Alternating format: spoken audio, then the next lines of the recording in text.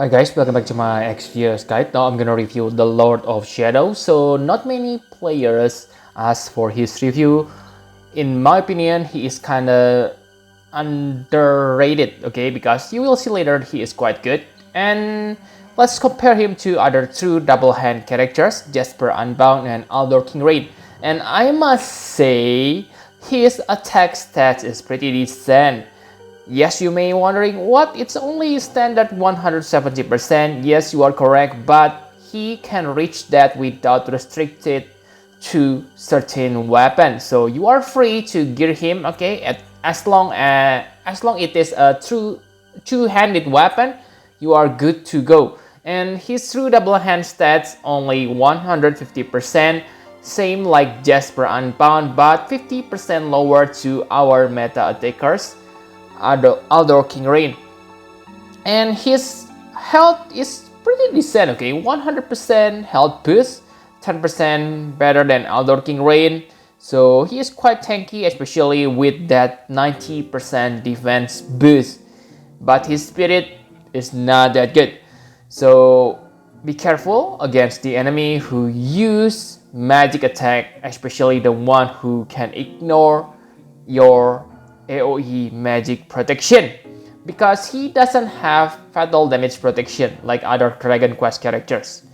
And basically that's it. He also gets 100% boost for his LB damage, so nice, you will see later, okay? So enough about stats, now let's talk about abilities. For ability, he is a Stardust Ray Chainer. Okay, like you can see here, Stardust Ray Chainer, and he able to deal Dark and Ice Element. Too bad that for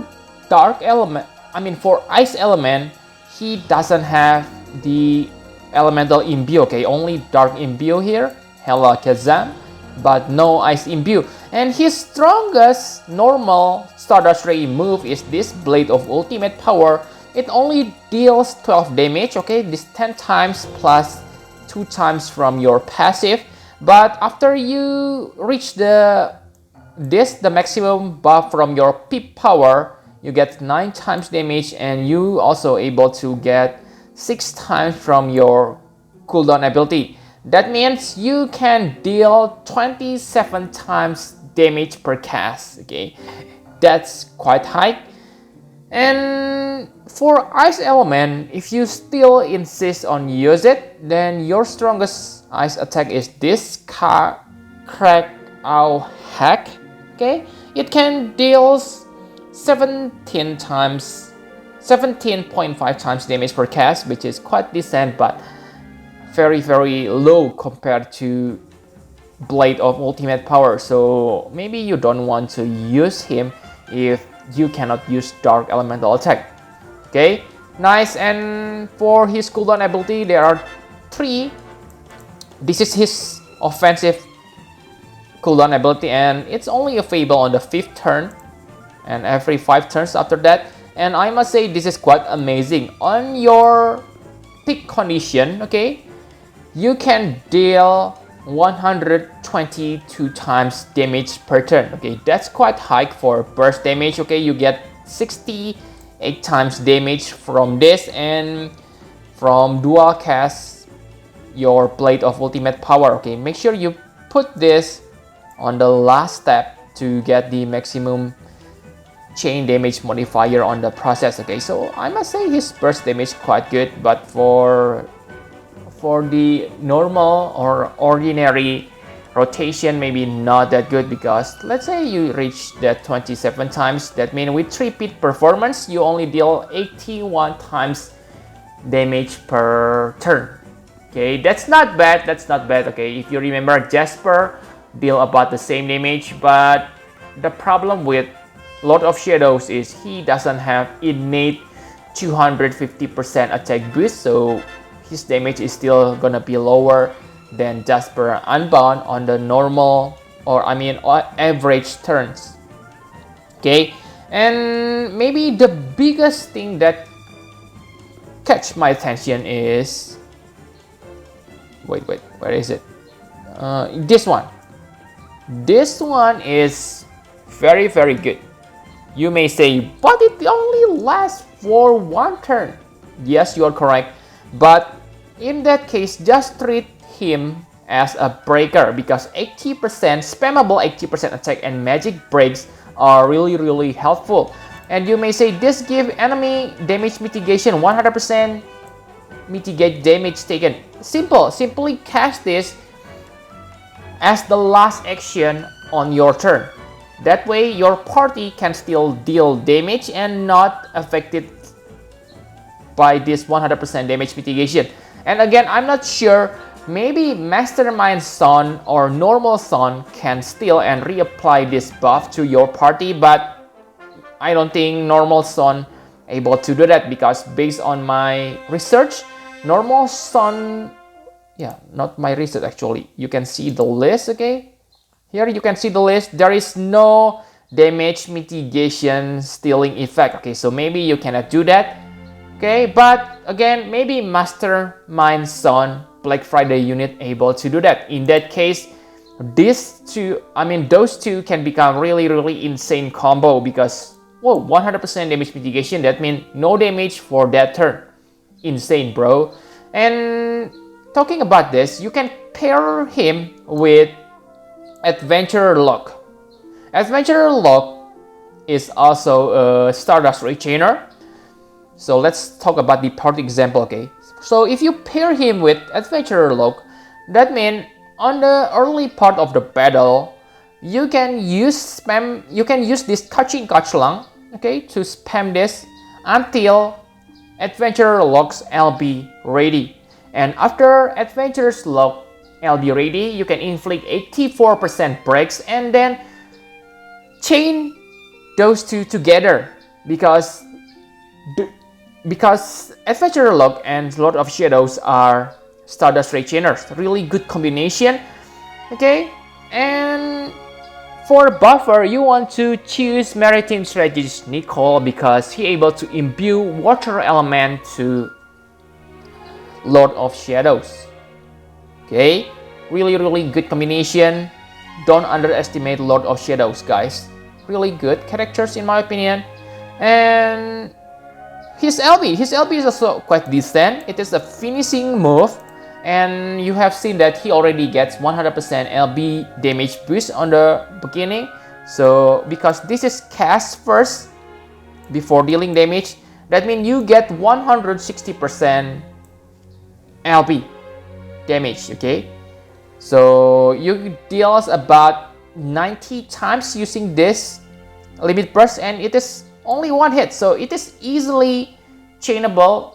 Used as a finisher. That's why I recommend you to use Secretary Charlotte and Stickheart as your tankers because you can chain their Aurel Ray, and yeah, you can finish using this one.